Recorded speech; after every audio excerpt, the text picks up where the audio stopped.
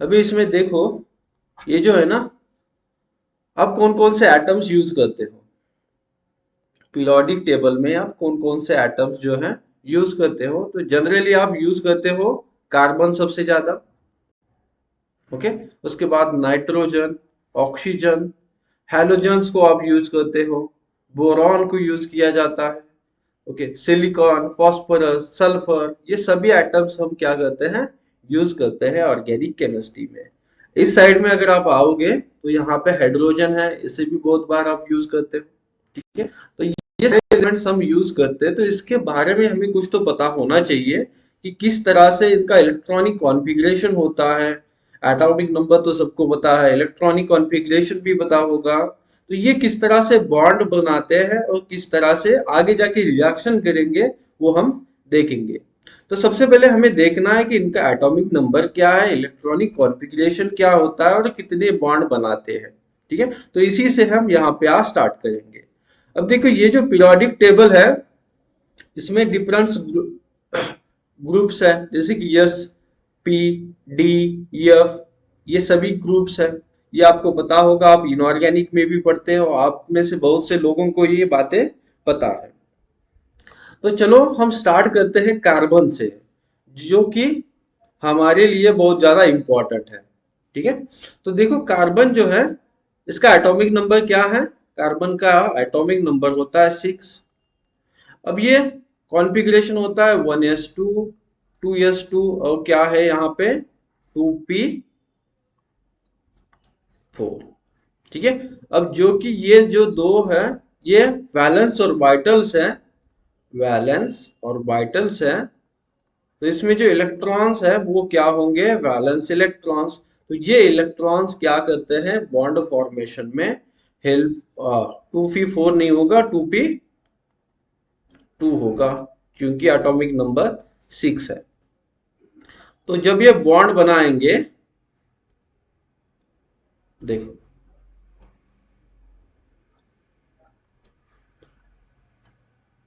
2s orbitals में दो electrons आप रख सकते हो, p ऑर्बिटल्स में 3 सब ऑर्बिटल्स होते हैं, इसमें इस तरह से दो इलेक्ट्रॉन्स।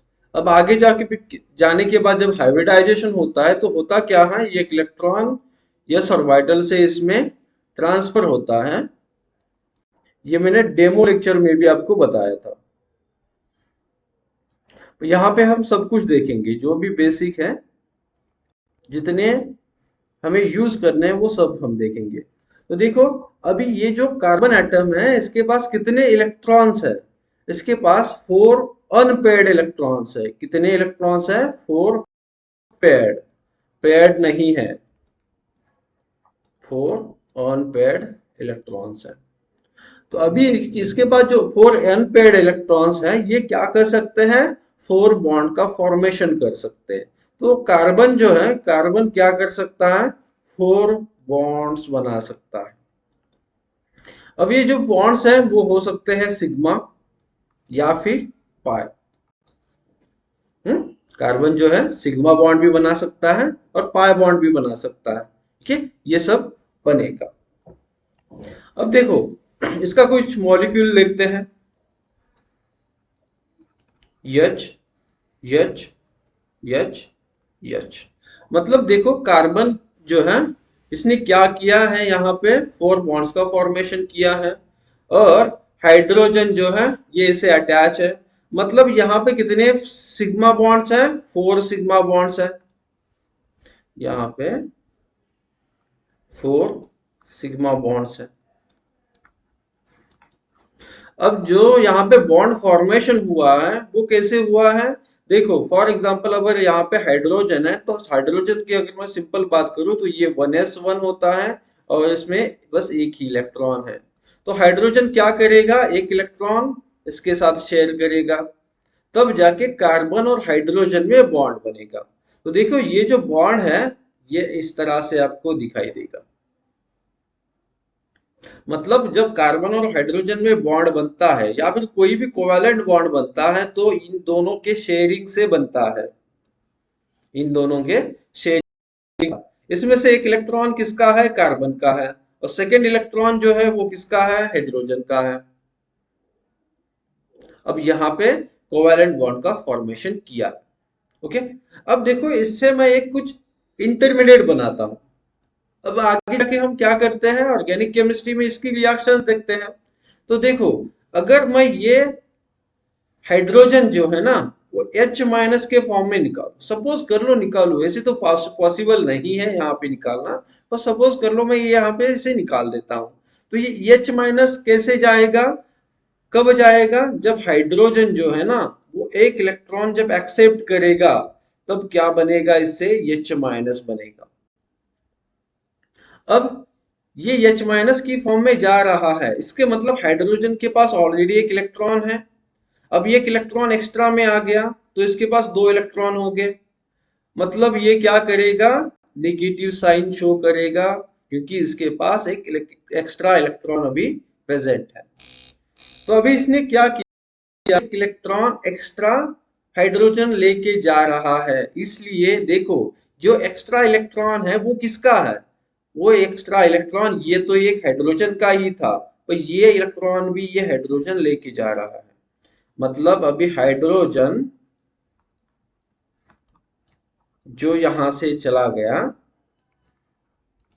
ओके, दो इलेक्ट्रॉन्स लेके, ये एक इलेक्ट्रॉन कार्बन का था। अब मतलब यहाँ पे कार्बन के पास जो वैलेंस इलेक्ट्रॉन्स थे, कितने, 4 वैलेंस इलेक्ट्रॉन्स, देखो यहाँ पे 4 वैलेंस इलेक्ट्रॉन्स है।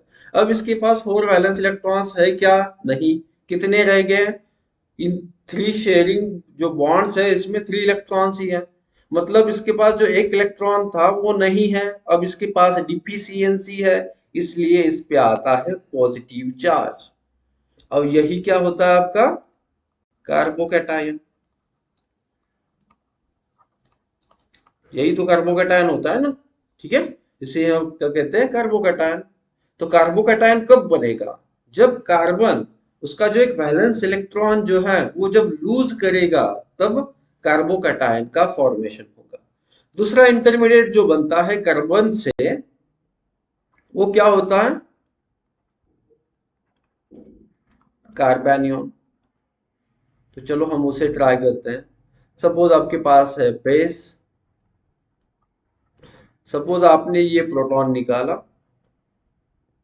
अब देखो ये हाइड्रोजन किस फॉर्म में जाएगा, यहाँ पे H प्लस की फॉर्म में, जहां से हाइड्रोजन H प्लस की फॉर्म में जाएगा, मतलब इसके पास दो इलेक्ट्रॉन है, हाइड्रोजन कुछ भी लेके नहीं जा रहा है, ये H प्लस की फॉर्म में जा रहा है, तो ये दोनों इलेक्ट्रॉन जो हैं वो अभी किसके पास होंगे, इस कार्बन के पास।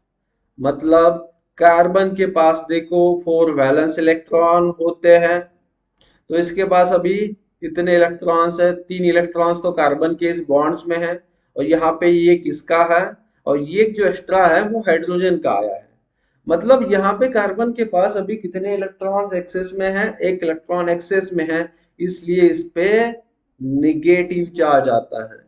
और इसी तरह से आप क्या बनाते हो, इंटरमीडिएट, ये देखते हो पढ़ते हो कार्बेनियन, इस तरह से कार्बेनियन का फॉर्मेशन होता है। ओके, तो ये हमने देखा कि कार्बन जो है वो कितने बॉन्ड्स बना सकता है, कार्बन 4 बॉन्ड बना सकता है, जिसमें से वो सिग्मा बॉन्ड्स हो सकते हैं या फिर पाई बॉन्ड्स हो सकते हैं। ओके, उसके बाद किस तरह से वो अगर हाइड्रोजन को लूज करेगा H प्लस की फॉर्म में तो कार्बोकैटायन बनेगा। ओके, अगर वो, हाँ नहीं, कार्बन H प्लस की फॉर्म में अगर लूज करेगा हाइड्रोजन को तो कार्बेनियन बनेगा, H माइनस की फॉर्म में लूज करेगा तो कार्बोकैटायन बनेगा। ठीक है, तो चलो आगे देखते हैं। जो नेक्स्ट है हमारे पास आइटम वो है हाइड्रोजन।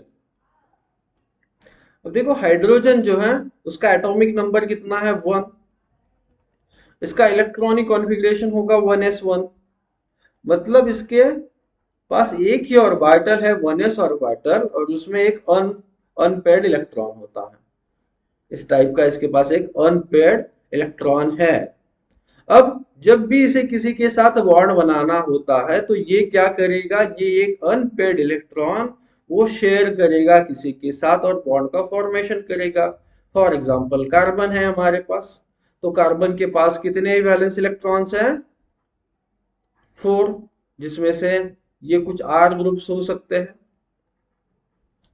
और यहाँ पे एक अनपेयर्ड इलेक्ट्रॉन्स बाकी है, तो ये क्या करेंगे, शेयरिंग बनाएंगे इस तरह से, और बॉन्ड का फॉर्मेशन होगा CH, ये कुछ R ग्रुप्स है।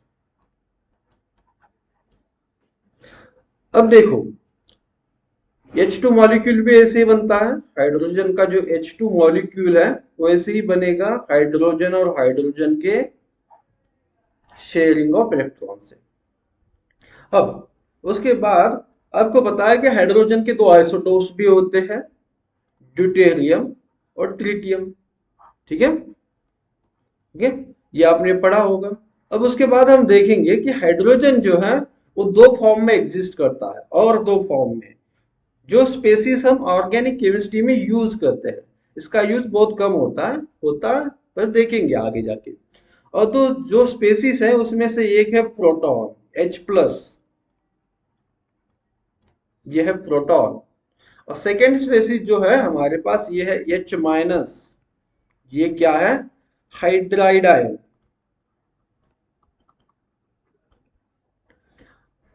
अब देखो ये जो प्रोटॉन है ये कैसे बनेगा, जब हाइड्रोजन एक इलेक्ट्रॉन को लूज करेगा, हाइड्रोजन के पास जो एक इलेक्ट्रॉन है ना 1s ऑर्बिटल में, ये जब लूज करेगा तब ये क्या करेगा, H+ का फॉर्मेशन करेगा। मतलब यहाँ पे हाइड्रोजन के पास कुछ भी नहीं है, इलेक्ट्रॉन ही नहीं है, 1s 0 है ये, क्योंकि उसके पास जो इलेक्ट्रॉन था वो उसने लूज किया है, तभी वो प्रोटॉन का फॉर्मेशन करेगा, मतलब H+ बनाएगा।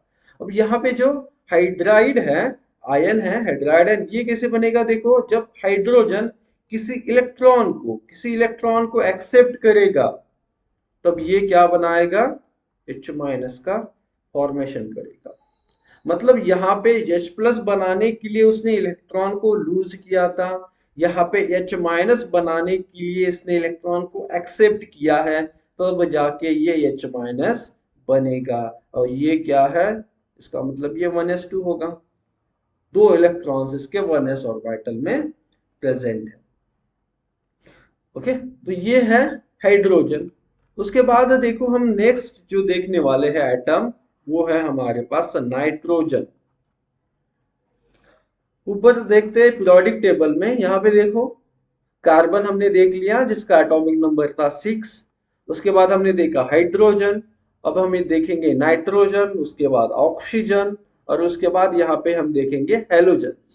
अब ये जितने भी एलिमेंट्स हैं जो हम यूज करते हैं कॉमनली ऑर्गेनिक केमिस्ट्री में, वो आपको पता होनी चाहिए, उसका एटॉमिक नंबर पता होना चाहिए, ठीक है, उसका इलेक्ट्रॉनिक कॉन्फ़िगरेशन आपको पता होना चाहिए। ओके, यहाँ पे कुछ मेटल्स है, ये मेटल्स भी हम यूज करते हैं, ठीक है, लिथियम हो गया, सोडियम हो गया, potassium, caesium, barium, magnesium, calcium. Okay, यहाँ पे भी देखो ये जो ऑर्बिटल्स 3D ग्रुप है, इसमें भी हम कुछ मेटल्स को यूज करते हैं, chromium, magnesium, Fe, CO, Na।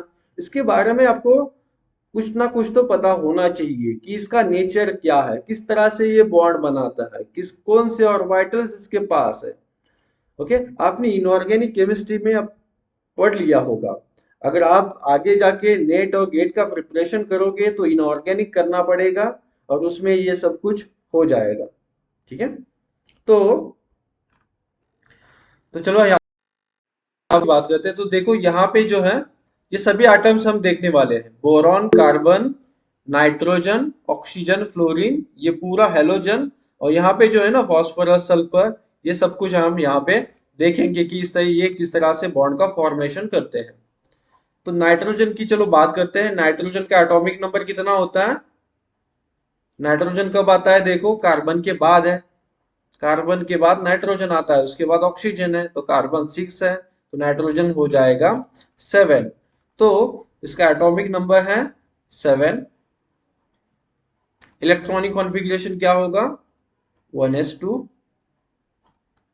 2s2 और 2p3।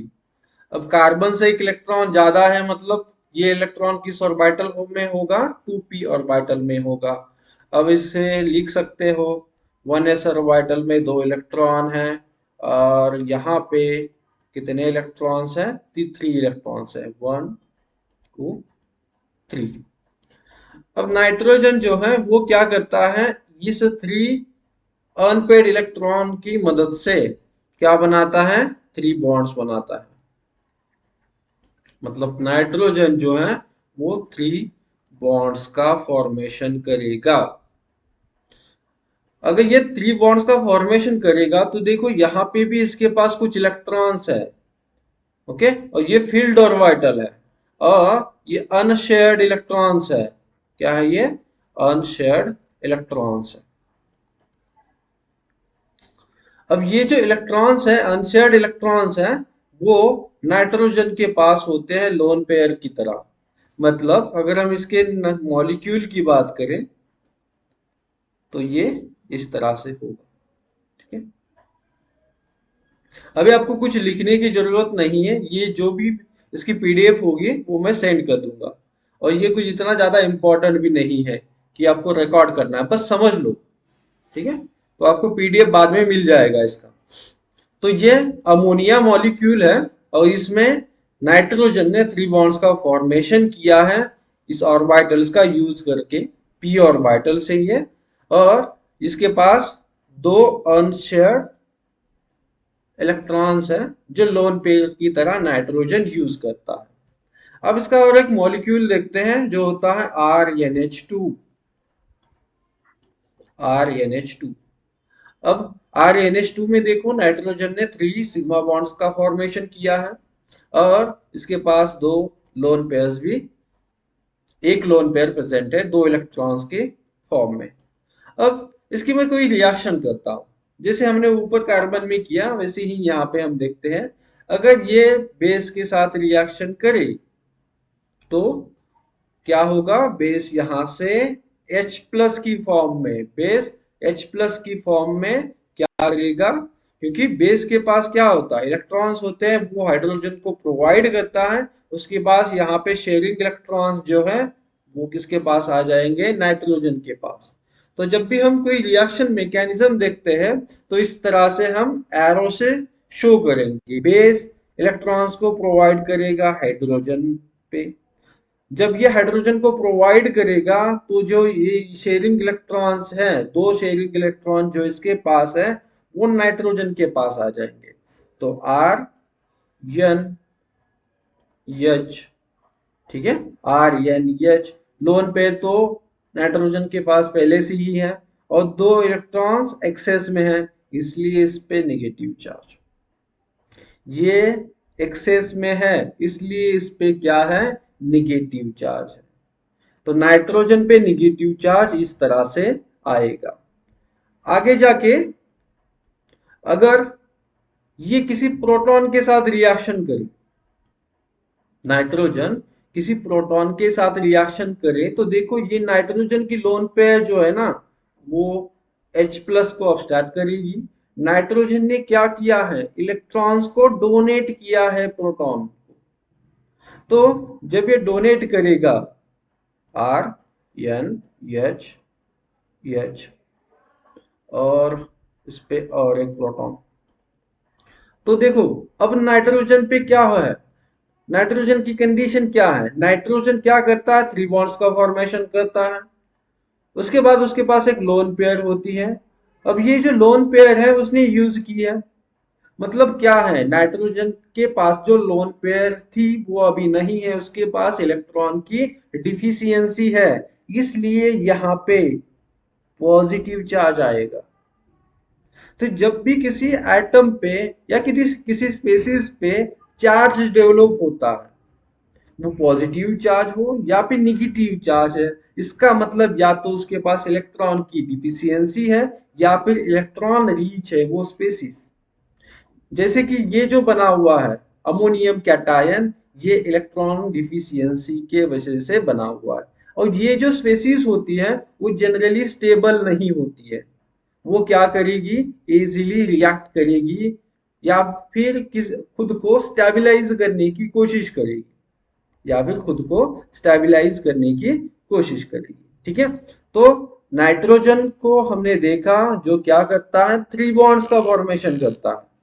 ठीक है, 3 बॉन्ड्स का फॉर्मेशन करता है, याद रखना अच्छे से। उसके बाद इस तरह की वो रिएक्शन शो कर सकता है। आगे जाके और रिएक्शंस हम देखेंगे, इसका न्यूक्लियोफिलिक कैरेक्टर देखेंगे। ओके, अब उसके बाद आते हैं ऑक्सीजन की तरफ। ऑक्सीजन तो कॉमन है, ठीक है, ये ऑक्सीजन का मॉलिक्यूल होता है O2। ऑक्सीजन का एटॉमिक नंबर कितना होगा अभी? 8, क्योंकि नाइट्रोजन के बाद आता है ये। तो इलेक्ट्रॉनिक कॉन्फ़िगरेशन, इसमें और एक इलेक्ट्रॉन ज्यादा है, 2s2, 2p4 हो जाएगा। ओके, 2p4 हो जाएगा। तो ये 1s2 ऑर्बिटल,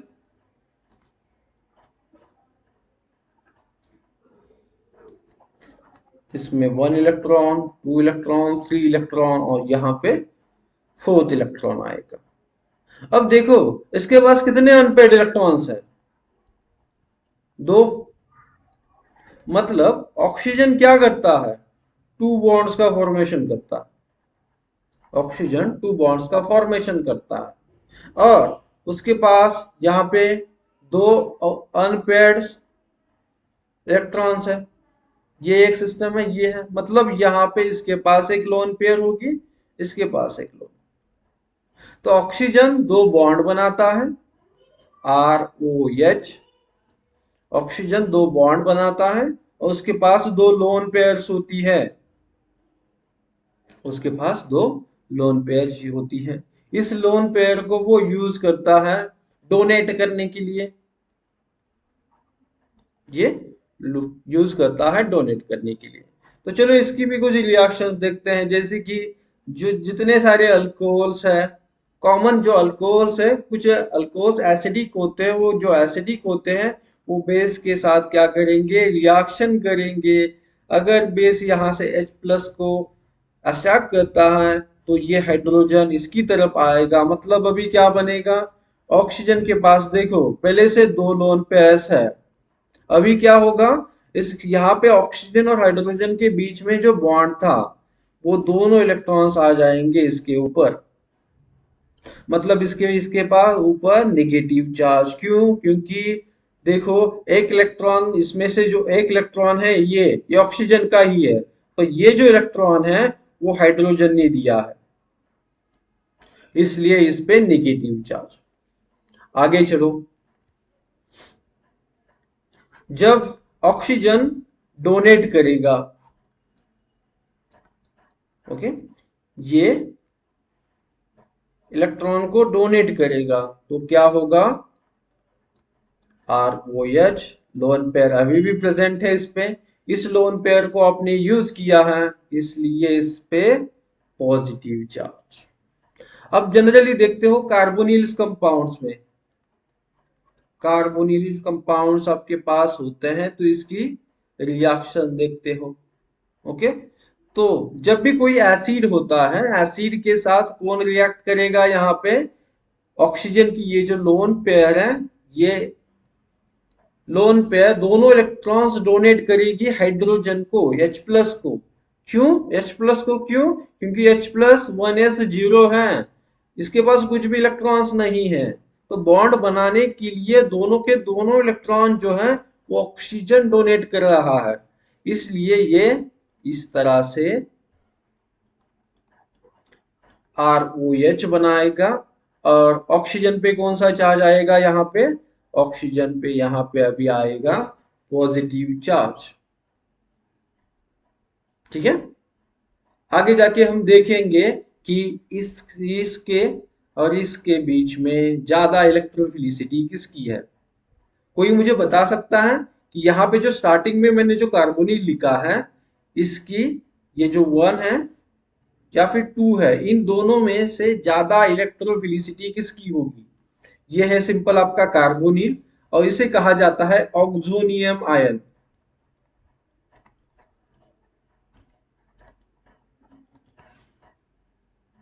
इन दोनों में से ज्यादा इलेक्ट्रोफिलिसिटी किसकी होगी? आप पढ़ते हो ना, मैं आगे आपको कराऊंगा, कोई दिक्कत नहीं, तो अगर आपको पता है तो बता दो। ऑक्सोनियम। ओके, ऑक्सोनियम की ज्यादा होती है, ठीक है। आगे मैं बताऊंगा कि किस तरह से इसकी इलेक्ट्रोफिलिसिटी हम एक्सप्लेन करते हैं और किस तरह से वो ज्यादा इलेक्ट्रोफिलिसिटी दिखाएगा। उसके बाद हम चलते हैं हैलोजेंस की तरफ। हैलोजेंस को हम डिफाइन करते हैं एक्स लेटर से। तो ये हो सकता है फ्लोरीन, क्लोरीन, ब्रोमीन, आयोडीन। यहाँ पे हम देखते हैं फ्लोरीन। फ्लोरीन का एटॉमिक नंबर है 9। तो इलेक्ट्रॉनिक कॉन्फ़िगरेशन होगा 1s2, 2s2, 2p5। अब यहाँ पे आप अगर आप देखोगे तो p ऑर्बिटल में 5 इलेक्ट्रॉन्स है। p ऑर्बिटल की कैपेसिटी कितनी होती है इलेक्ट्रॉन्स की? 6 इलेक्ट्रॉन्स की कैपेसिटी होती है p ऑर्बिटल्स की, मैक्सिमम कैपेसिटी 6 इलेक्ट्रॉन्स की। ठीक है, तो अभी इसमें कितने इलेक्ट्रॉन्स है? 5 इलेक्ट्रॉन्स, 1 2 3 4 5। इसका मतलब इसमें देखो, जो भी हेलोजेंस होते हैं या फिर यहाँ पे जो फ्लोरीन है इसके पास एक अनपेयर्ड इलेक्ट्रॉन है। अब ये अनपेयर्ड इलेक्ट्रॉन किसी के साथ शेयरिंग करेगा और बॉन्ड का फॉर्मेशन करेगा। मतलब फ्लोरीन जो है वन बॉन्ड बनाता है। फ्लोरीन क्या कर सकता है? एक बॉन्ड का फॉर्मेशन कर सकता है। For example HF, fluorine hydrogen के साथ बॉन्ड बनाएगा। जब ये हाइड्रोजन के साथ बॉन्ड बनाएगा तो इसके पास 3 लोन पेयर्स है। नाइट्रोजन के साथ एक लोन पेयर, ऑक्सीजन के पास साथ 2 और फ्लोरीन के पास 3 लोन पेयर्स होती है। अब जैसे कि मैंने बताया कि p ऑर्बिटल में इसके पास 5 इलेक्ट्रॉन्स हैं। अब ये क्या करने की कोशिश करेगा? किसी से एक इलेक्ट्रॉन लेना है इसे और इस p ऑर्बिटल को कंप्लीटली फील्ड करना है। तो ये जो हेलोजेंस होते हैं वो इसके एनायनिक फॉर्म में भी ज्यादातर स्टेबल होते हैं। फॉर एग्जांपल देखो F माइनस। अब ये F माइनस कैसे बना हुआ है? फ्लोरीन क्या करेगा? किसी के पास से एक इलेक्ट्रॉन को एक्सेप्ट करेगा। एक इलेक्ट्रॉन एक्सेप्ट होने के बाद ये एक्सेप्ट कौन से ऑर्बिटल में करेगा? इस देखो इस ऑर्बिटल में इलेक्ट्रॉन को एक्सेप्ट करेगा, क्योंकि यहाँ पे एक ही इलेक्ट्रॉन है। जब 2 इलेक्ट्रॉन्स आ जाएंगे तो कंप्लीट शेयरिंग होगी और ये 2p5 से होगा 2p6। मतलब ये जो है कंप्लीटली फील्ड होगा। तो ये F माइनस के फॉर्म में भी ज्यादातर स्टेबल होते हैं। जैसे कि आप देखते हो NaF, NaCl, NaBr, NaI। ठीक है, तो यहाँ पे ये Na प्लस और Br माइनस इस फॉर्म में होते हैं या फिर Cl माइनस। ओके, तो यहाँ पे फ्लोरीन क्या करना चाहता है कि एक इलेक्ट्रॉन को एक्सेप्ट करना चाहता है और खुद को स्टेबल बनाना चाहता है। ठीक है, तो जितने भी ये हेलोजेंस है फ्लोरीन, क्लोरीन, ब्रोमीन, आयोडीन, ये क्या करते हैं?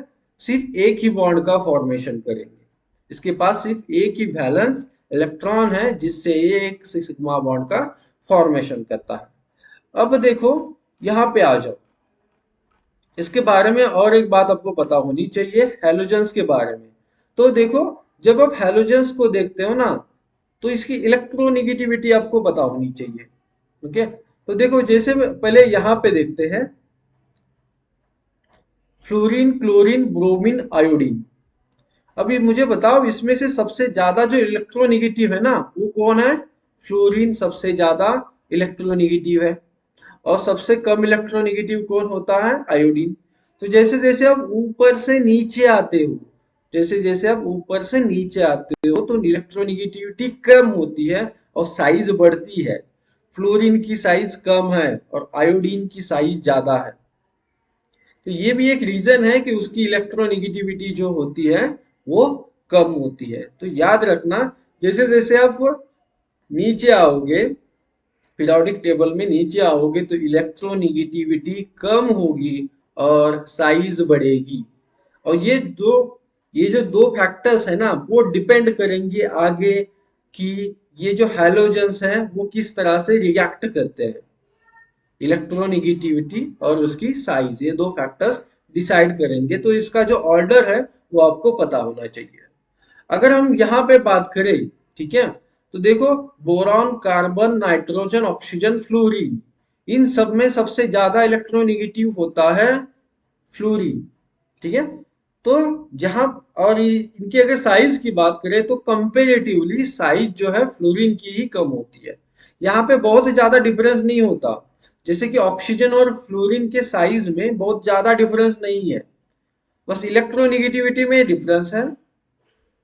पर फ्लोरीन और क्लोरीन की अगर मैं बात करूं तो इनके साइज में बहुत ज्यादा डिफरेंस है। क्यों हो रहा है ऐसा? क्योंकि यहाँ पे देखो बस पी ऑर्बिटल्स है।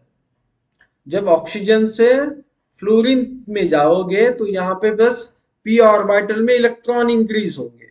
पर जब आप फ्लोरीन से क्लोरीन में आओगे ना तो यहाँ पे ऑर्बिटल्स बढ़ेंगे, जैसे कि यहाँ पे इंट्रोडक्शन होता है डी ऑर्बिटल्स का। जब फ्लोरीन से क्लोरीन में आते हो ना तो यहाँ पे डी ऑर्बिटल भी है, मतलब ये आगे इसकी साइज बढ़ाएंगे, तो आगे जाके और साइज बढ़ती है, उसके बाद और साइज बढ़ती है, ठीक है। तो ये जो कुछ रीजंस हैं या फिर जो कुछ ऑर्डर्स होती है वो आपको पता होनी चाहिए। चलो आते हैं नीचे। ओके, उसके बाद नेक्स्ट पॉइंट जो है उसमें हम देखेंगे बोरॉन। अब ये बोरॉन भी बहुत इंपॉर्टेंट है, इसे भी हम मैक्सिमम यूज करते हैं। बोरॉन का एटॉमिक नंबर कितना होता है? कार्बन से पहले आता है, ओके, कार्बन से पहले आता है, तो कार्बन का 5 है, 6 है तो इसका 5 होगा, 1s2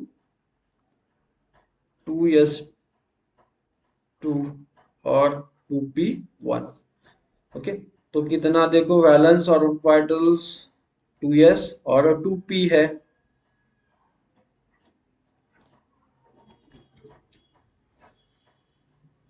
ये हो गया।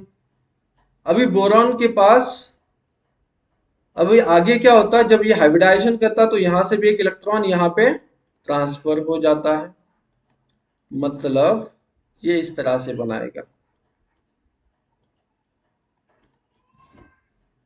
अब यहाँ पे देखो 3 अनपेयर्ड इलेक्ट्रॉन्स है, मतलब बोरॉन क्या करेगा? बोरॉन 3 बॉन्ड्स का फॉर्मेशन करेगा, बोरॉन 3 बॉन्ड्स का फॉर्मेशन करेगा। जब ये 3 बॉन्ड्स का फॉर्मेशन करता है तो उसके बाद भी इसके पास एक देखो यहाँ पे एक एम्प्टी ऑर्बिटल है, इसके पास बोरॉन के पास एक एम्प्टी पी ऑर्बिटल है, एम्प्टी पी ऑर्बिटल प्रेजेंट है। तो बोरॉन याद रखना, बोरॉन 3 बॉन्ड्स का फॉर्मेशन करता है और उसके पास एक एम्प्टी पी ऑर्बिटल होता है। तो चलो इसका एक मॉलिक्यूल लिखते हैं। बोरॉन ने 3 बॉन्ड्स का फॉर्मेशन किया है,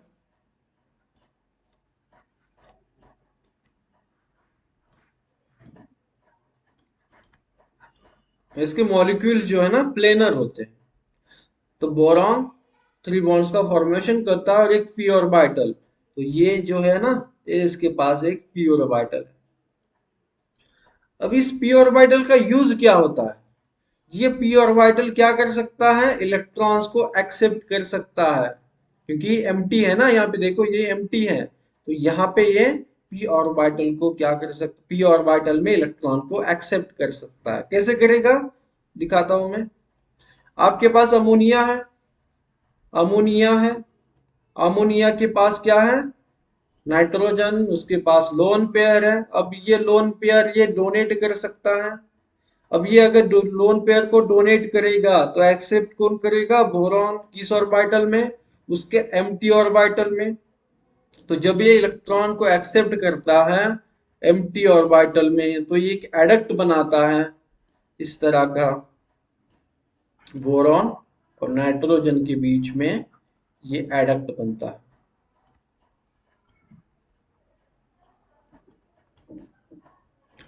अब देखो बोरॉन ने क्या किया है, लोन पेयर को डोनेट किया है, इसलिए इस पे पॉजिटिव चार्ज, नाइट्रोजन ने डोनेट किया है इसलिए इस पे पॉजिटिव चार्ज।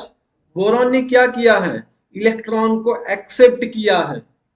बोरॉन के पास वैलेंस इलेक्ट्रॉन्स है 3, अभी एक्सेस हो जाएंगे, इसलिए इस पे आएगा निगेटिव चार्ज, इसलिए बोरॉन पे आएगा निगेटिव चार्ज।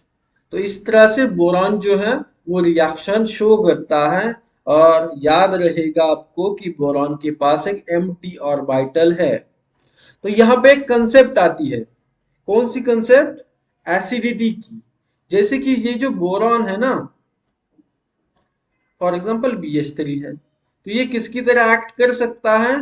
लिविस एसिड की तरह। अब ये लिविस एसिड क्या करता है? लिविस एसिड जो है ना, ये इलेक्ट्रॉन पेयर को एक्सेप्ट करता है। मतलब लिविस एसिड की डेफिनेशन क्या है? जो इलेक्ट्रॉन पेयर को एक्सेप्ट करेगा वो लिविस एसिड होगा। आपको एसिड्स पता है, जो H+ डोनेट करता है वो एसिड होता है, ठीक है। वैसे ही जैसे लिविस एसिड की कंसेप्ट क्या है? इलेक्ट्रॉन पेयर को वो एक्सेप्ट करेगा। तो जो डोनेट करने वाला है वो क्या है? For example NH3। NH3 Lewis base है। ये क्या कर रहा है? इलेक्ट्रॉन पेयर को डोनेट कर रहा है। तो जो डोनेट करेगा वो बेस होगा, और जो एक्सेप्ट करेगा वो लिविस एसिड होगा। तो BH3 यहाँ पे लिविस एसिड की तरह एक्ट होगा, और NH3 लिविस बेस की तरह काम करेगा। आगे यहाँ पे कुछ मैं बताना चाहता हूं आपको, अगर आपको पता है तो ठीक है। मैं आपको दो मॉलिक्यूल्स बताता हूं। जैसे कि मैंने बताया, ये BH3 जो है ना, BH3 ये एसिड है, लिविस एसिड है। उसी तरह से मैं आपको कुछ मॉलिक्यूल्स देता हूं, BCl3 और BF3। मुझे बताओ ये दोनों क्या है? एसिड है। तो इन दोनों की एसिडिटी क्या है? कौन सा सबसे ज्यादा एसिडिक है और कौन सा कम एसिडिक है? कोई बता सकता है? BCl3 और BF3 में ज्यादा एसिडिक कौन होगा? बताओ। जो भी आपको पता है, जो भी आप कंसेप्ट यूज करना चाहते हो करो, गलत हो गया तो भी ठीक है।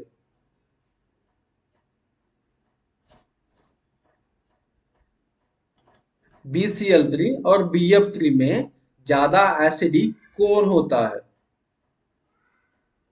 ठीक है, चलो अब देखो BF3 क्या है। क्या आपके माइंड माइंड में आंसर ये है? क्या आपको लगता है कि BF3 ज्यादा एसिडिक होगा?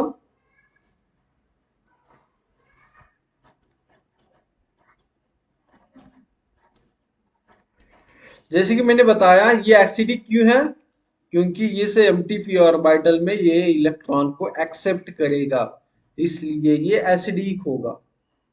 अब हमें क्या देखना है? एसिडिटी की ऑर्डर।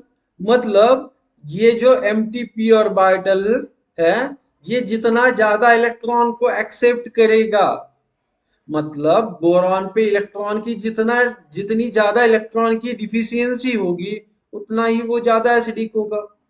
अब हमें देखना है कि इसके ऊपर जो लोन पेयर है वो ज्यादा इलेक्ट्रॉन को एक्सेप्ट करेगी या इसके ऊपर।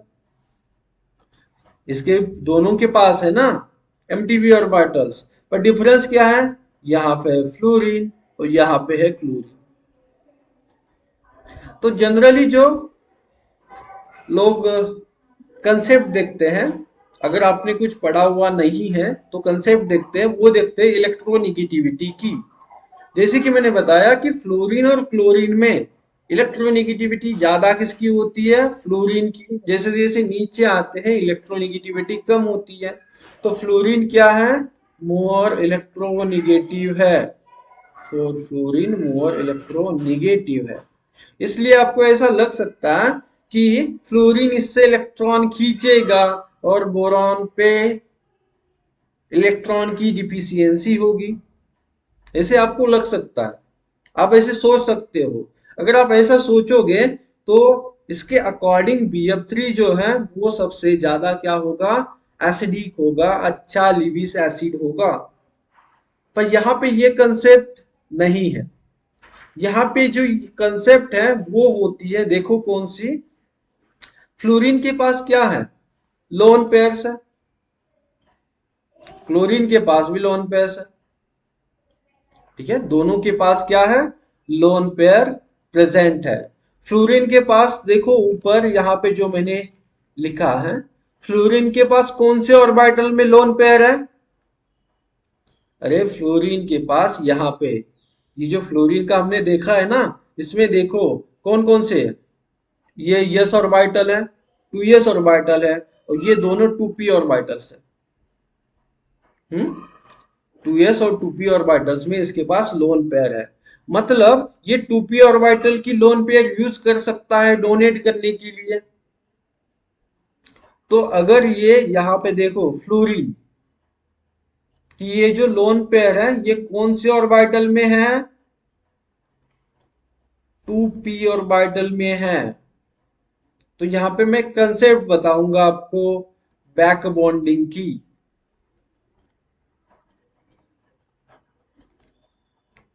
ये जो कंसेप्ट है बैक बॉन्डिंग की, ये जनरली ऑफ इनऑर्गेनिक केमिस्ट्री में पढ़ते हो।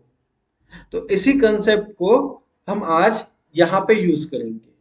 कैसे, देखो बैक बॉन्डिंग में होता क्या है, अगर कोई इलेक्ट्रॉन डिफिशियंट है या फिर किसी के पास एमटीपी ऑर्बिटल है, तो उसके एडजेसेंट पोजीशन पे कोई एक इलेक्ट्रॉन रिच स्पीशीज होती है या फिर उसके पास लोन पेयर्स होते हैं, तो वो क्या करता है, इलेक्ट्रॉन्स को डोनेट करता है। किस ऑर्बिटल में करेगा वो डोनेट, उसके एम्प्टी ऑर्बिटल में। जैसे कि यहाँ पे ये इलेक्ट्रॉन्स ऑर्बिट डोनेट करेगा इस एम्प्टी ऑर्बिटल में। इसे कहा जाता है बैक बॉन्डिंग। मतलब इन दोनों में एक्चुअल में बॉन्ड नहीं होगा, पर ये क्या करता है, इसे डोनेट करता है, उसके बाद ये फिर से खुद के पास रिपीट लेगा, रिटर्न में ले लेगा। मतलब ये क्या कर रहा है, बस इस सिस्टम को स्टेबलाइज कर रहा है, डोनेट करके फिर से इलेक्ट्रॉन वापस लेके। ये जो कंसेप्ट होती है इसे कहते हैं बैक बॉन्डिंग। बॉन्डिंग तो हो रही है तो फिर से बॉन्ड चला भी जाएगा। मतलब ये जो डोनेशन है, ये डोनेशन क्या करता है, या फिर ये जो बैक बॉन्डिंग है ये क्या करती है, यहाँ पे पार्शियल बॉन्ड का फॉर्मेशन करती है। तो यहाँ पे ये जो पार्शियल बॉन्ड बनेगा, ये पार्शियल बॉन्ड क्या प्रोवाइड करता है, उस पर्टिकुलर मॉलिक्यूल को स्टेबिलिटी प्रोवाइड करता है। समझ गए, उस पर्टिकुलर मॉलिक्यूल को वो क्या करेगा, स्टेबिलिटी प्रोवाइड करेगा। मतलब देखो यहाँ पे BF है,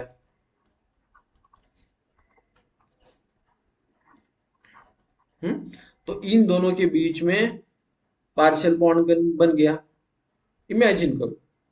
तो इसमें पार्शियल, इस पे ऊपर क्या आएगा, बोरॉन के ऊपर पार्शियल निगेटिव चार्ज, क्योंकि फ्लोरीन ने इलेक्ट्रॉन को डोनेट किया है। अब यहाँ पे भी सेम ही होगा, यहाँ पे भी क्लोरीन ही डोनेट करेगा, इसके ऊपर भी निगेटिव चार्ज। तो हमें क्या करना है, हमें देखना है कि फ्लोरीन सबसे ज्यादा इलेक्ट्रॉन डोनेट करेगा या फिर क्लोरीन करेगा। जो सबसे ज्यादा इलेक्ट्रॉन को डोनेट करेगा वो स्टेबल सिस्टम बनाएगा और वहां पे बोरॉन के पास सबसे ज्यादा इलेक्ट्रॉन्स होंगे। तो यहाँ पे एक कंसेप्ट होती है कि जब 2p बॉन्ड 2p के साथ और या फिर 2p ऑर्बिटल 2p ऑर्बिटल के साथ ओवरलैप करता है, तो वहां पे ओवरलैपिंग सबसे अच्छी होती है, क्योंकि यहाँ पे दोनों में p और p ऑर्बिटल है, 2p है, एनर्जी का कुछ भी डिफरेंस नहीं है, तो वो अच्छे से ओवरलैपिंग कर पाते हैं। तो यहाँ पे फ्लोरीन क्या करेगा, फ्लोरीन बोरॉन के साथ, बोरॉन के ऑर्बिटल के साथ ओवरलैप करेगा, और ये ऑर्बिटल भी 2p है, यहाँ पे आते हैं क्लोरीन के पास, बोरॉन के पास यहाँ पे 2p ऑर्बिटल है और क्लोरीन के पास 3p ऑर्बिटल है। तो यहाँ पे जो बॉन्डिंग होगी वो 2p 3p होगी। तो यहाँ पे ये 2p है, यहाँ पे ये 3p है, दोनों के बीच में एनर्जी डिफरेंस है। तो जितना एनर्जी डिफरेंस ज्यादा होगा उतना ही कम ओवरलैपिंग होगा। मतलब यहाँ पे BF3 में जो बोरॉन और फ्लोरीन है वहां पे बैक बॉन्डिंग सबसे ज्यादा है, क्योंकि 2p ओवरलैप हो रहा है इस फ्लोरीन के लोन पेयर के बीच में और बोरॉन के ऊपर जो एम्प्टी ऑर्बिटल है उसके बीच में। उसी तरह से यहाँ पे भी होता है पर उसके कंपैरिजन में कम है। मतलब देखो, हम ऐसे मान के चलते हैं कि यहाँ पे जो बैक बॉन्डिंग है BF3 में वो सबसे ज्यादा है। मतलब होगा क्या, यहाँ पे निगेटिव चार्ज मोर होगा और यहाँ पे निगेटिव चार्ज लेस होगा। तो यहाँ पे निगेटिव चार्ज ज्यादा है, मतलब इस बोरॉन के पास ज्यादा इलेक्ट्रॉन्स प्रेजेंट हैं इसके कंपैरिजन में। अगर इसके पास इलेक्ट्रॉन्स ज्यादा है, ऑलरेडी ज्यादा है, तो वो एक्सेप्ट क्यों करेगा? नहीं करेगा ना। ओके, तो जिसके पास कम इलेक्ट्रॉन्स है वो इजीली एक्सेप्ट कर पाएगा। तो इस BCl3 और BF3 के बीच में, BCl3 और BF3 के बीच में BCl3 क्या होता है? मोर एसिडिक होता है। ठीक है, तो यहाँ पे हम एसिडिटी लिखते हैं। ये इसकी एसिडिटी की ऑर्डर है। BCl3 और BF3 में BCl3 ज्यादा एसिडिक होता है। अगर मैं स्टेबिलिटी की बात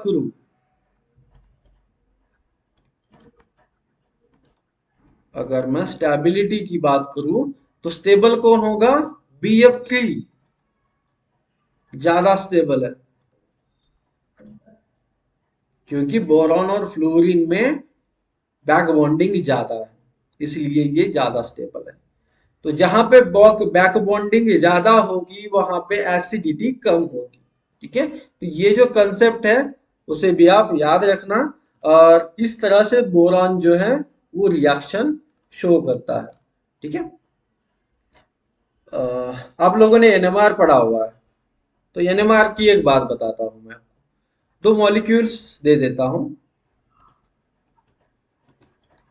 यहाँ पे फ्लोरीन है, यहाँ पे भी फ्लोरीन है।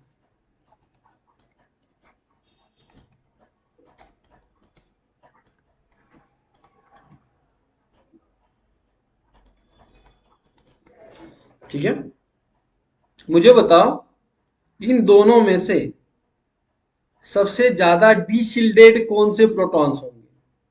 यहाँ पे प्रोटॉन है ना, एरोमेटिक प्रोटॉन्स।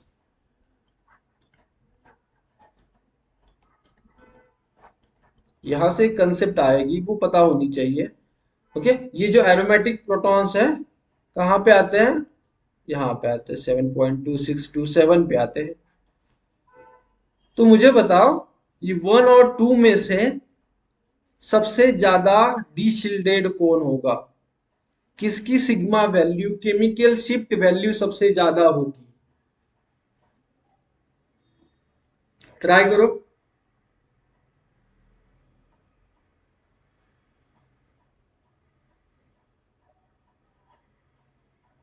ठीक है, तो अगर आपका आंसर ये है कि फ्लोरीन की वजह से 1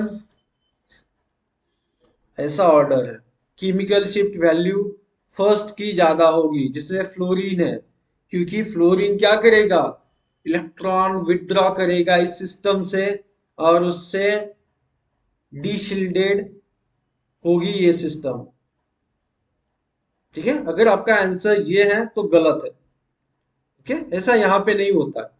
यहाँ पे इलेक्ट्रोनिगेटिविटी की कंसेप्ट जो है वो नहीं है। यहाँ पे एक कंसेप्ट है शेयरिंग की, रेजोनेंस की। तो दोनों में भी रेजोनेंस है, यहाँ पे फ्लोरीन भी रेजोनेंस करता है यहाँ पे, और ब्रोमीन भी करेगा, लोन पेयर को शेयर करेगा बेंजीन के साथ। तो यहाँ पे हमें क्या देखना है कि इन दोनों में से अच्छा शेयरिंग कौन करेगा। ओके, अब जब शेयरिंग होगी या रेजोनेंस होगा तो देखो क्या होगा, यहाँ पे निगेटिव चार्ज आ जाएगा, इस कार्बन पे निगेटिव चार्ज आ जाएगा। ओके, इस कार्बन पे निगेटिव चार्ज आ जाएगा। तो जहां पे निगेटिव चार्ज ज्यादा डेवलप होगा वो सिस्टम कैसी होती है, शील्डेड।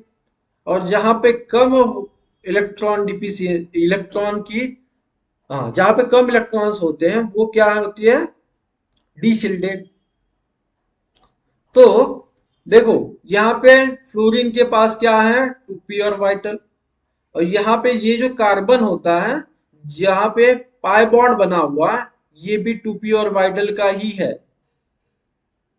तो ये फ्लोरीन यहाँ पे इलेक्ट्रॉन को डोनेट कर रहा है कार्बन को, किस ऑर्बिटल में, एक्चुअल में 2p ऑर्बिटल में। तो यहाँ पे 2p है, और यहाँ पे आप देखोगे तो 2p 4p होगा।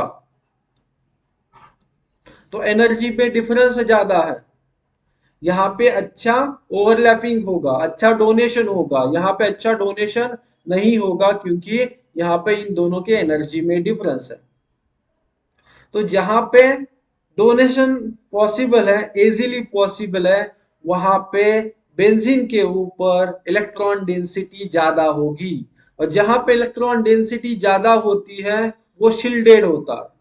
ओके, वो शील्डेड होता है। तो यहाँ पे देखो इसकी जो वैल्यू है, केमिकल शिफ्ट की वैल्यू वो ज्यादा होगी और इसकी कम होगी। तो फ्लोरीन जो है वो कंपेरेटिवली यहाँ पे फ्लोरीन वाला मॉलिक्यूल शील्डेड है इसके कंपैरिजन में। कोई प्रॉब्लम है समझने में? अगर समझने में कोई भी दिक्कत है तो बता दो। दो ही लोग हैं, बताओ।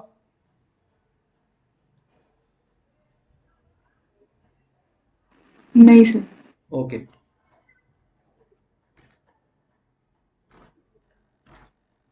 ओके, चलो, बोरॉन हो गया। उसके बाद ओके, बोरॉन की तरह देखो एल्यूमिनियम भी होता है।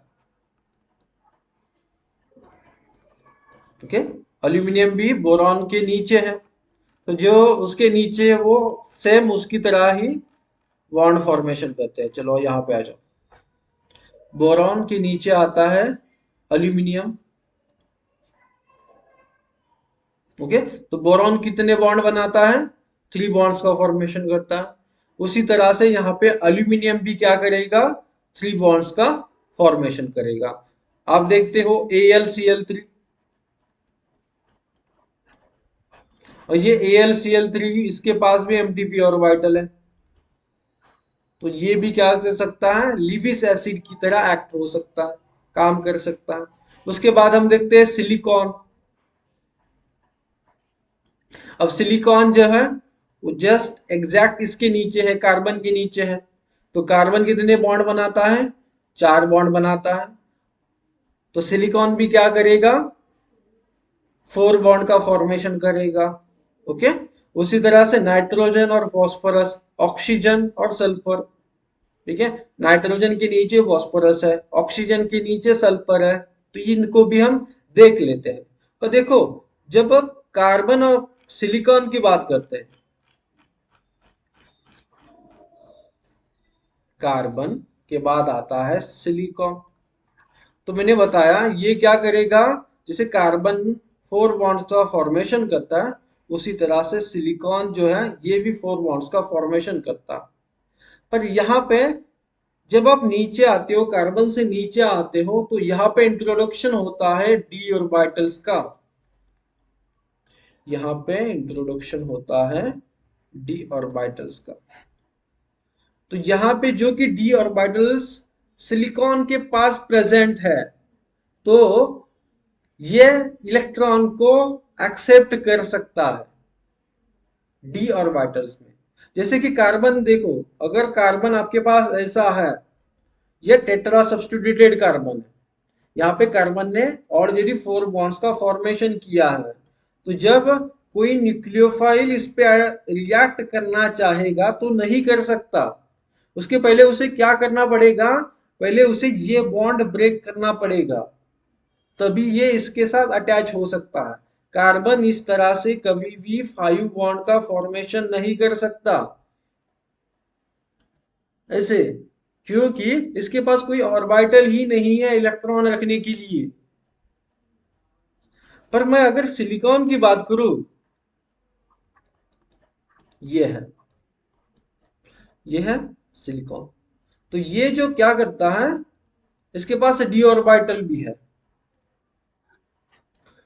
तो ये जो एक्सेस इलेक्ट्रॉन्स हैं जो न्यूक्लियोफाइल डोनेट करेगा, ये सबसे पहले किसमें ले सकता है, डी ऑर्बिटल्स में एक्सेप्ट कर सकता है। ओके, तो ये न्यूक्लियोफाइल होगा और इस सिलिकॉन पे आएगा निगेटिव चार्ज इस तरह से। उसके बाद जब इसे रिएक्शन करनी होगी, या फिर ये जो सिस्टम है ये स्टेबल नहीं है, फिर जाके वो आगे क्या करेगा, इस बॉन्ड को ब्रेक करेगा। ठीक है, वो आगे की रिएक्शन है। पर सिलिकॉन अपने डी ऑर्बिटल्स में एक्स्ट्रा इलेक्ट्रॉन्स को अकोमोडेट कर सकता है। यही डिफरेंस है कार्बन और सिलिकॉन में। अब आगे जाके जब मैं रिएक्शन मैकेनिज्म कराऊंगा आपको, तो दो टाइप्स की रिएक्शन होती है, associative and dissociative.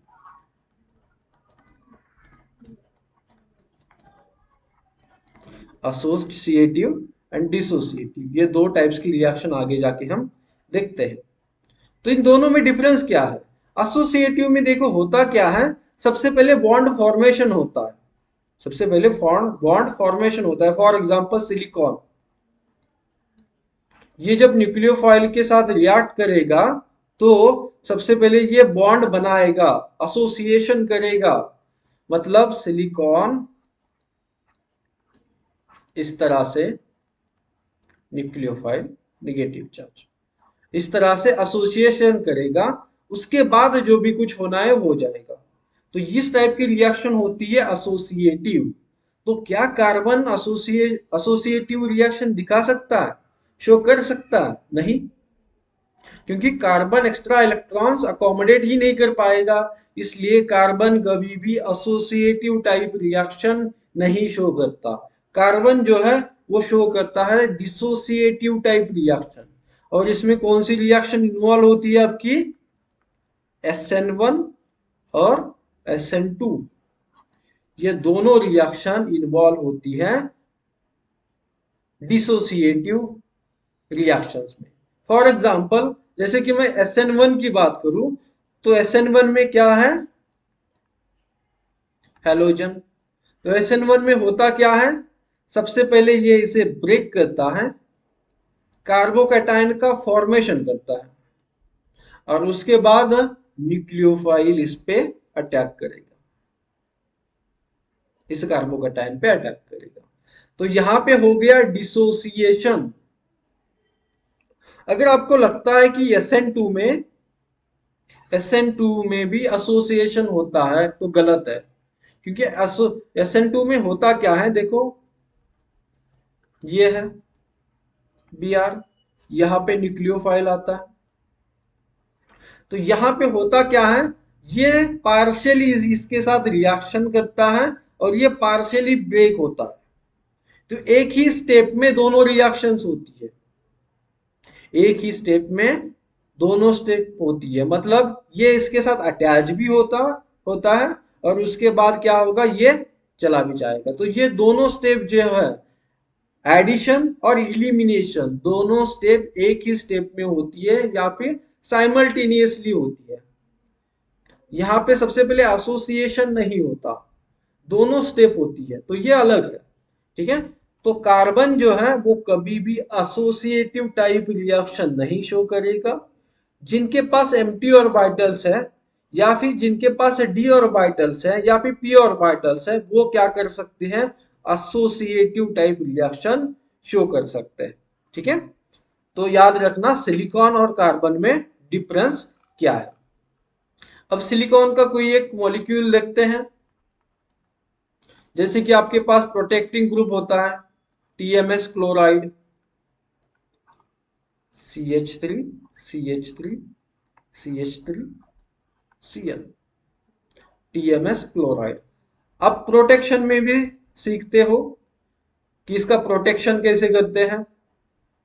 For example ROH, तो ये क्या करेगा, TMS क्लोराइड के साथ रिएक्शन करेगा और ये OH प्रोटेक्ट हो जाएगा। कैसे होती है रिएक्शन, सबसे पहले ये इस पे अटैक करता है ROH, अब इसने डोनेट किया इसलिए positive charge, silicon CH3 CH3 CH3 और Cl। सिलिकॉन के पास एक्सेस इलेक्ट्रॉन्स है इसलिए इस पे negative charge.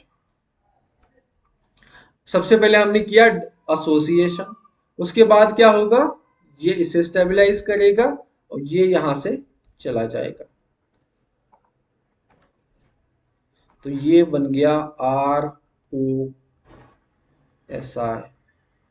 CH3 CH3 CH3 और इसे ही हम लिखते हैं ROTMS।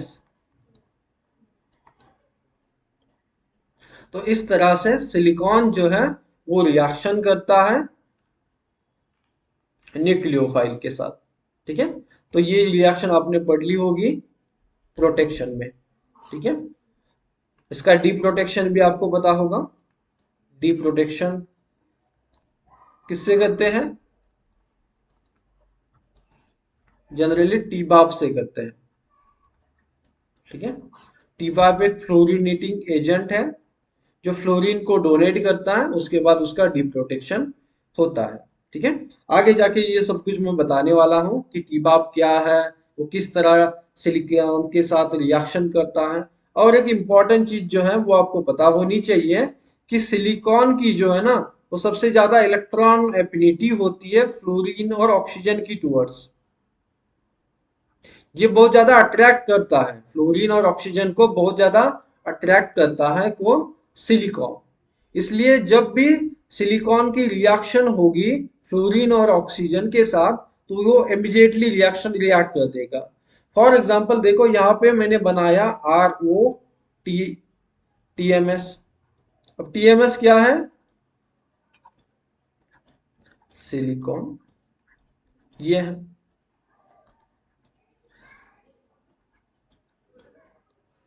जैसे टीबाप में होता है यप माइनस, टीबाप क्या है, tetra butyl ammonium fluoride, tetra butyl ammonium fluoride. देखो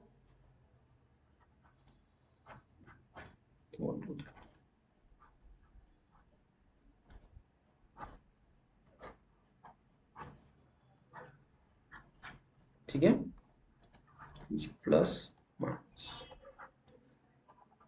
अब यहाँ पे नाइट्रोजन पे पॉजिटिव चार्ज क्यों है, क्योंकि उसने लोन पेयर को डोनेट किया है बॉन्ड बनाने के लिए, इसलिए नाइट्रोजन पे पॉजिटिव चार्ज है और फ्लोरीन पे नेगेटिव चार्ज है। अब ये F माइनस जो होता है वो अटैक करता है इस पे सिलिकॉन पे, क्योंकि इसमें इन दोनों के बीच में बहुत ज्यादा इलेक्ट्रॉन एफिनिटी होती है। उसके बाद क्या होगा, ये बॉन्ड यहां से ब्रेक होगा और आगे जाके बनेगा ROH, आगे जाके बनेगा ROH। तो इस तरह से सिलिकॉन की रिएक्शन होगी। ठीक है, उसके बाद हम नेक्स्ट पढ़ते हैं फॉस्फोरस। फॉस्फोरस नाइट्रोजन के नीचे है, नाइट्रोजन कितने बॉन्ड बनाता है, 3 बॉन्ड्स का फॉर्मेशन करता है। ओके, फॉस्फोरस PCl3 भी हो सकता है, 3 बॉन्ड्स भी बनाता है, 5 बॉन्ड्स भी बनाता है, PCl5 भी बनाता है। ठीक है, अब इसके पास भी क्या है, इसके पास भी d ऑर्बिटल्स होते हैं, इसीलिए ये कि उसके यूज से एक्स्ट्रा बॉन्ड्स भी बना सकता है। तो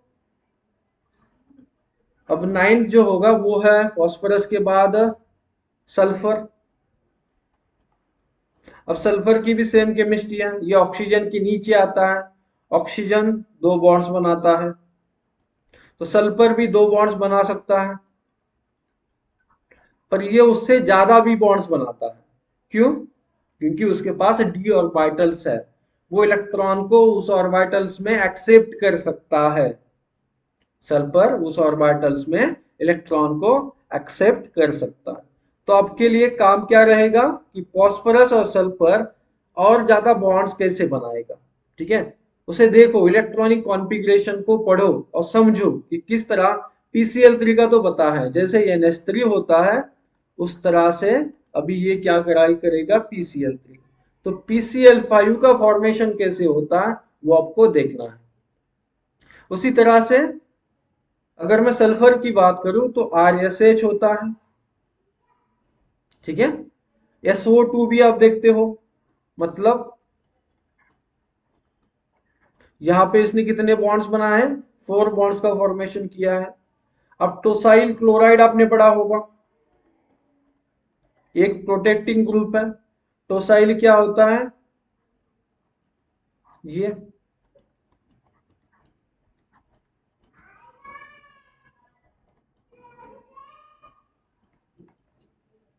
तो यहां पे देखो सल्फर कितने बॉन्ड्स बनाए हैं, 6 बॉन्ड्स का फॉर्मेशन किया है। तो सल्फर 2 भी बॉन्ड बना सकता है, उससे ज्यादा के बॉन्ड भी बना सकता है, ठीक है। क्यों? क्योंकि उसके पास ऑर्बिटल्स प्रेजेंट है, इसलिए, जो कि ऑक्सीजन नहीं कर सकता, ऑक्सीजन नहीं कर सकता या फिर नाइट्रोजन नहीं कर सकता है, ठीक है। इसके बाद हम लास्ट में देखेंगे मेटल्स के बारे में। कौन से मेटल्स? Alkali metals.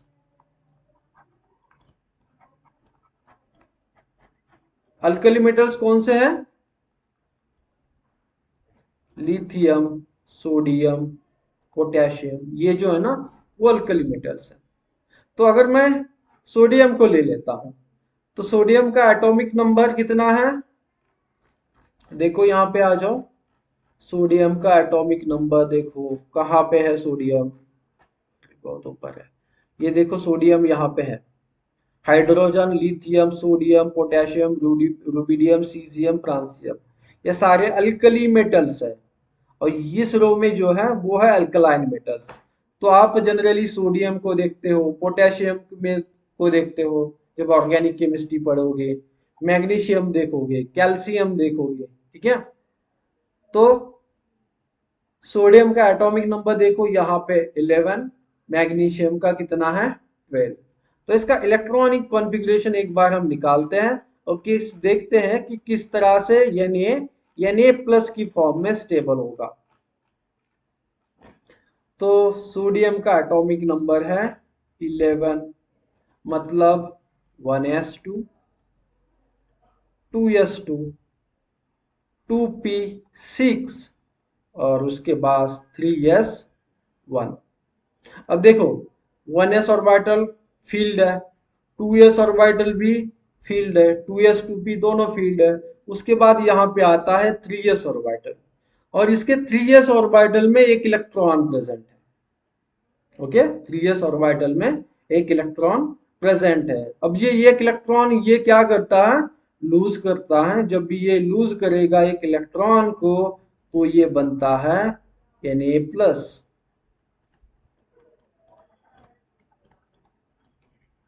अब ये एक इलेक्ट्रॉन को क्यों लूज करना चाहेगा, क्योंकि अगर ये एक इलेक्ट्रॉन को लूज करता है तो ये होता है 3s0, मतलब इसमें कुछ भी इलेक्ट्रॉन नहीं है, ये सभी के सभी फील्ड ऑर्बिटल्स हो जाएंगे। इससे इसको स्टेबिलिटी आती है, ये तो आपने पढ़ा ही होगा, ठीक है। तो ये जनरली जो अल्कली मेटल्स हैं या फिर इसके बाद जो होते हैं alkaline metals, for example magnesium जिसका एटॉमिक नंबर है 12, तो ये Mg+2 के फॉर्म में स्टेबल होता है, Mg+2 के फॉर्म में स्टेबल होता है। ये 2 इलेक्ट्रॉन्स को लूज कर सकता है, इससे इसे स्टेबिलिटी भी मिलती है। ओके, इससे हम देखते हैं NaCl, Na+ होता है और Cl- होता है। Mg की मैं बात करूं तो हमारे पास है ग्रिग्नार्ड रिएजेंट, CH3 MgBr, जिसमें Mg+2 है, Br- है और CH3- होता है। ठीक है, तो इस तरह से हम मेटल्स को भी देखते हैं। तो हमें पता होना चाहिए कि कौन सा मेटल कौन सी ऑक्सीडेशन स्टेट में स्टेबल है और वो स्टेबल क्यों होता है। ठीक है, उसी तरह से हम कॉपर को भी देखते हैं। ऑर्गेनिक केमिस्ट्री में कॉपर को देखते हैं, पैलेडियम देखते हैं, प्लैटिनम देखते हैं, हमारे पास गोल्ड है, एजी, इन सभी के मेट कैटलिस्ट होते हैं या फिर कुछ ना कुछ तो रोल होता है ऑर्गेनिक केमिस्ट्री में। ठीक है, तो हम आगे जाके भी हम इनके रिएजेंट्स देखेंगे और वहां पे भी मैं बताऊंगा कि किस तरह से कौन से ऑक्सीडेशन स्टेट में स्टेबल होते हैं। अगर आपको पॉसिबल है तो आप इनको एक बार पढ़ सकते हो। आपको इसका एटॉमिक नंबर पता होना चाहिए, इसका कौन सा ऑक्सीडेशन स्टेट स्टेबल होता है ये पता होना चाहिए। ठीक है, इसमें और जिंक भी होता है, निकेल भी होता है। ओके, तो ये सभी मेटल्स जो है वो हम यूज करते हैं। तो जो भी हमें आगे जाके यूज करना है ऑर्गेनिक केमिस्ट्री में, उसको मैंने यहाँ पे एक्सप्लेन कर दिया है। तो आज के लेक्चर में बस ये इतना ही होगा। उसके बाद जो आए लेक्चर होगा उसमें हम एक्सप्लेन करेंगे न्यूक्लियोफिलिसिटी और इलेक्ट्रोफिलिसिटी को, कि किस तरह से न्यूक्लियोफाइल और इलेक्ट्रोफाइल जो है वो ऑर्गेनिक केमिस्ट्री में इंपॉर्टेंट है, और न्यूक्लियोफिलिसिटी क्या होती है, इलेक्ट्रोफिलिसिटी क्या होती है, ये आगे जाके हम डिस्कस करेंगे।